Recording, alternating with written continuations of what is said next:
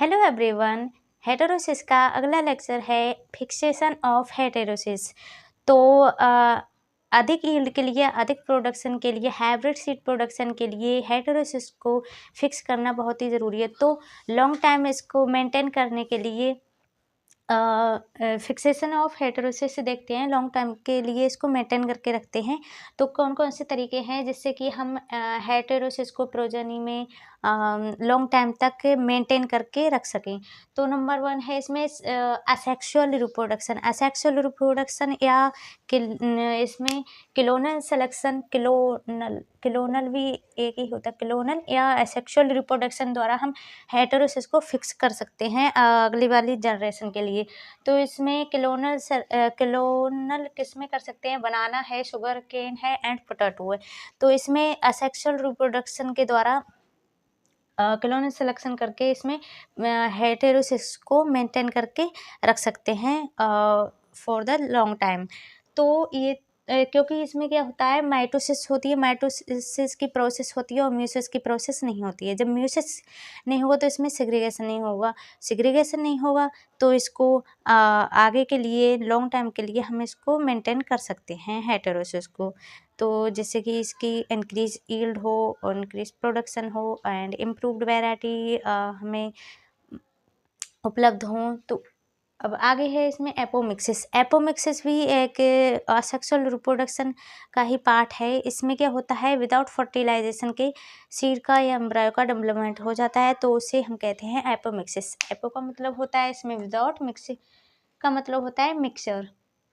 तो इसमें फ्रूट है, जैसे सिट्रस फ्रूट है, रोज़ है और इसमें ब्लैकबेरी है। तो ये क्रॉप्स के एग्जाम्पल हैं एपोमिक्सिस क्रॉप के। नंबर 3 है इसमें पॉलीप्लाइडी। पॉलीप्लाइडी में क्या होता है, क्रोमोसोम डबलिंग करके हेटेरोसिस को मेंटेन रखा जाता है प्रोजेनी में। तो क्रोमोसोम डबलिंग कैसे की जाती है? In case of inter specific variety, मतलब एक तो इंटर स्पेसिफिक वैरायटी हो, जैसे कि गॉसिपियम बार्बीडेंस है इसमें, एंड गॉसिपियम हिर्सुटम के बीच जब क्रॉस कराते हैं तो स्टेराइल कंडीशन प्राप्त होती है। स्टेराइल कंडीशन प्राप्त होती है तो उसमें हाइब्रिड सीड प्रोडक्शन नहीं कर सकते, तो उसमें क्रोमोसोम डबलिंग करते हैं तब वे फर्टाइल होती है। ठीक है।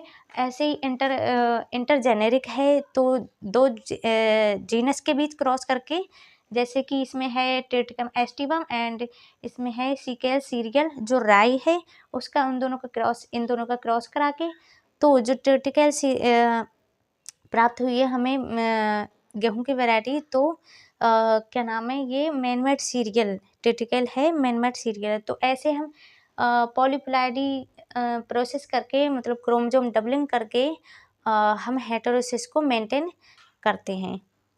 आगे है इसमें balance lethal system. Balance lethal system जैसे कि ऑर्निथोरस स्पीसीज है उसमें करते हैं। तो जो होमोजाइगोट हैं वो तो हमारे लीथल जिन के कारण डाई हो जाते हैं, मर जाते हैं, और जो हेटेरोजाइगोट होते हैं वो बचते हैं।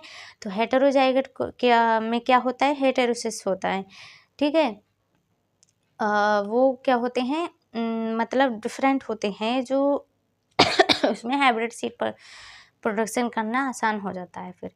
ठीक है। तो ये तो हुए फिक्सेशन ऑफ हेटेरोसिस। हेटेरोसिस को मेंटेन करने के तरीके, मेंटेन करके रखते हैं लॉन्ग टाइम के लिए। तो ये 4 टाइप्स हैं, ये पार्ट हैं। एसेक्सुअल रिप्रोडक्शन एपोमिक्सिस के द्वारा, पॉलीप्लाइडी के द्वारा एंड बैलेंस लीथल सिस्टम के द्वारा हम हेटेरोसिस को मेंटेन कर सकते हैं फॉर द लॉन्ग टाइम।